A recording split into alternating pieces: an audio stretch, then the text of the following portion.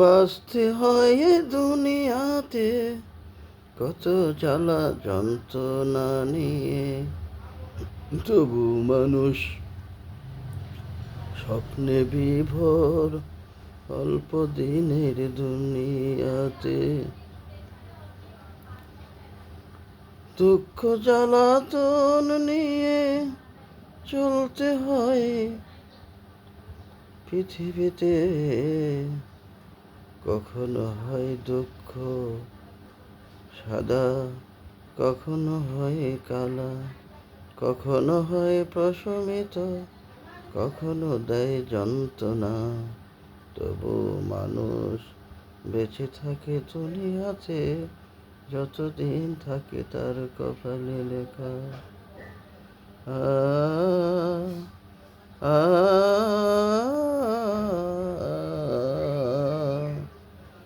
তুমি রহম করো হে খোদা, তুমি রহম করো হে রব। তুমি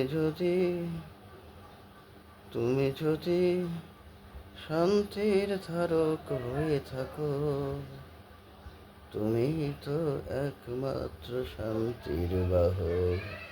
তুমি ছাড়া কখনো আসবে না শান্তি, তাই তো পড়ি তোমার তাসবিহ। আস্তাগফিরুল্লাহাল্লাযী লা ইলাহা ইল্লা হুয়াল হাইয়ুল কাইয়ুম ওয়া আতুবু ইলাইহি, লা হাওলা ওয়ালা কুওয়াতা ইল্লা বিল্লাহ। যখন মনের গহীনে স্মরণ করি আল্লাহ তোমাকে, তারপর সংযোগ হয়ে যায়। লা ইলাহা ইল্লাল্লাহ ওয়াহদাহু লা শারীকা লাহু, লাহুল মুলক ওয়া লাহুল হামদ ওয়া হুয়া আলা কুল্লি শাইইন কাদির। তারপরে যদি আরো আল্লাহ দাও মরে সুযোগ, পড়ি দরুদ ইব্রাহিম। বিসমিল্লাহির রহমানির রহিম।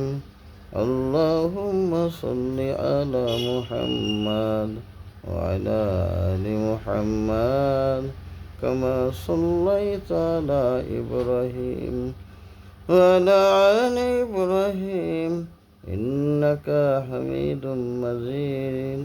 আল্লাহুম্মা বারিক আলা মুহাম্মাদ ওয়া আলা আলি মুহাম্মাদ কামা বারাকতা আলা ইব্রাহিম ওয়া আলা আলি ইব্রাহিম ইন্নাকা হামিদুম মাজিদ। জানি না কতজন মানুষ দরুদ ইব্রাহিমের অর্থ বোঝে, তবে এই অর্থ অত্যন্ত আমার কাছে হৃদয়ঙ্গম মনে হয়, এবং যার জন্য আল্লাহ পাক যারা দরুদ শরীফ পড়ে তার জন্য কয়েক পুরস্কার ঘোষণা করেছে। তার মধ্যে একটা হচ্ছে তার 10টি গুনাহ মাফ হয়, 10টা রহমত নাজিল হয়, 10টি মর্যাদা বৃদ্ধি করে। সুবহানাল্লাহ।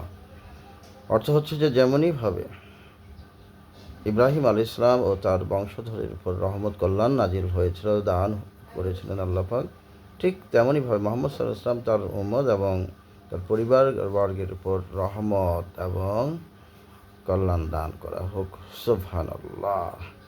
এবং যদি কেউ দরুদ পড়ে, কার পুত্র, কার না কার মাধ্যমে সুতরাং তার সব আমলনামায় যোগ করা হয়। সুবহানাল্লাহ। আল্লাহ পাক আমাদেরকে আমল করার তৌফিক দান করুক। আমিন আমিন। আলহামদুলিল্লাহ।